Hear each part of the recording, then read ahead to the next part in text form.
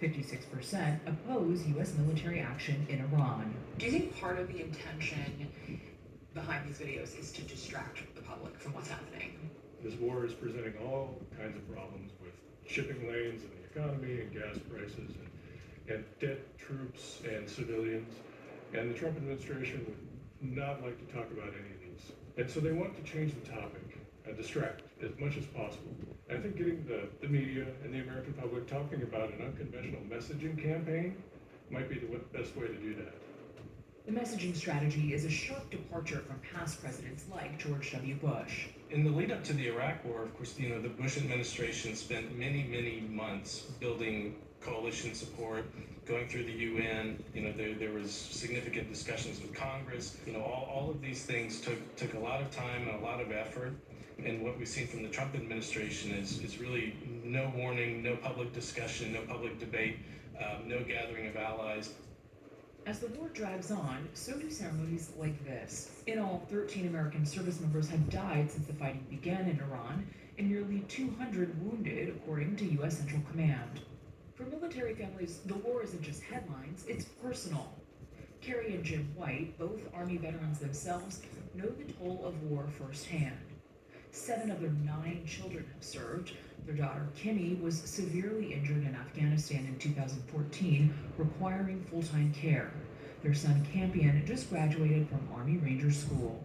You can't have a clean war. Wars can get messy fast.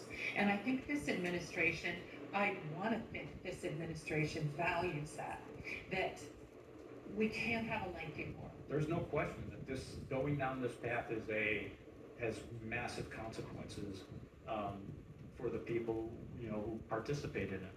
Carrie White says she hopes the social media images the administration is using don't dismiss the dangers of war.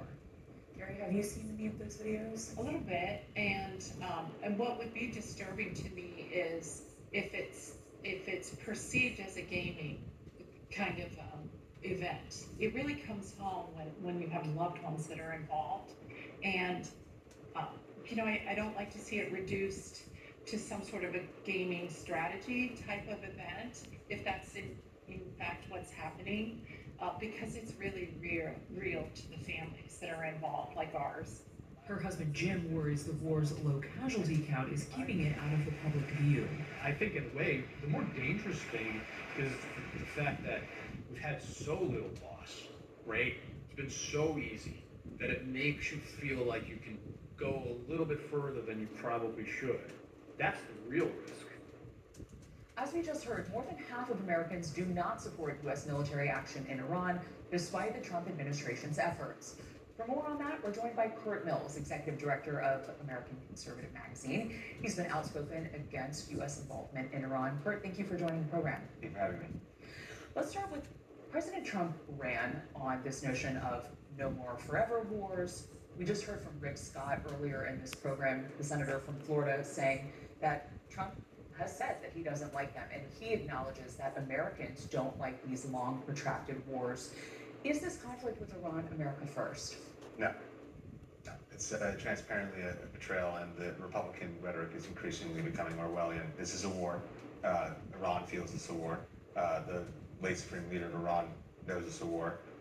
The denial of this is not a complete, frankly, about-face or volte-face from what Trump was saying in 2016 and 2024 particularly. It just defies credulity. It's the equivalent of George H.W. Bush breaking his no new taxes pledge. It's a campaign betrayal for the ages.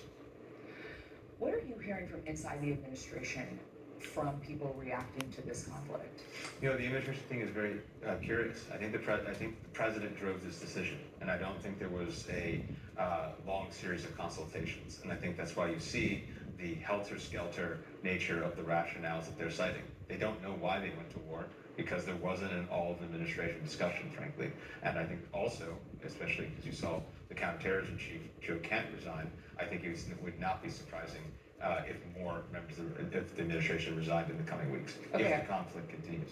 I wanted to ask you about that. So we heard that the National Counterterrorism Center Director, Joe Kent, he resigned on Tuesday, and he cited in his resignation letter a lack of an imminent threat from Iran. This is the first major ideological departure from this second Trump administration. You think this may open the door to more of these?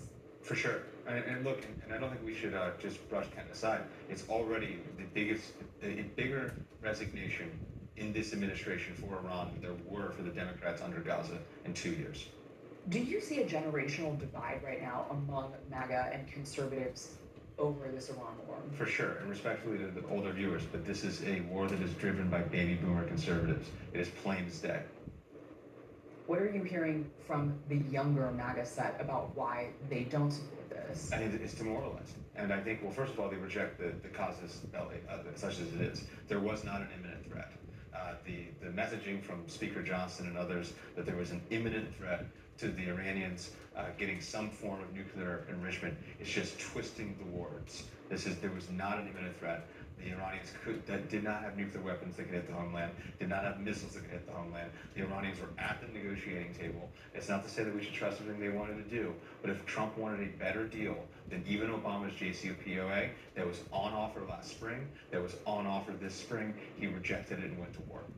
The magazine that you work for was founded in response to the Iraq War and U.S. involvement in that conflict. How does foreign policy rank now for conservatives? Yeah, the magazine was founded in 2002 by Pat Buchanan and others, very much the Tucker Carlson of his day, against the Iraq War. I think foreign policy is of a piece of what Trump ran on in 2016 and 2024. Foreign policy is part of I would say, troika of issues with immigration and trade. The idea that the country has been sold out, deindustrialized, and flooded with unassimilated immigration, that the average man has been forgotten. They've been shipped, their jobs have been shipped overseas, and their sons and daughters have been shipped off into wars that nobody voted for. I think it's all of a piece. We were talking earlier about Joe Kent and some of the reaction to his resignation. There were Jewish organizations like the Anti-Defamation League that criticized him and his resignation letter, saying that some of the language in that echoed anti-Semitic tropes. We looked at a poll the Manhattan Institute did last year. 25% of Republicans under 50 years old say that they hold anti-Semitic views. Do you think that this conflict is going to magnify or amplify those kinds of voices within the party? Well, the Manhattan Institute has an agenda, so I distrust that data, frankly.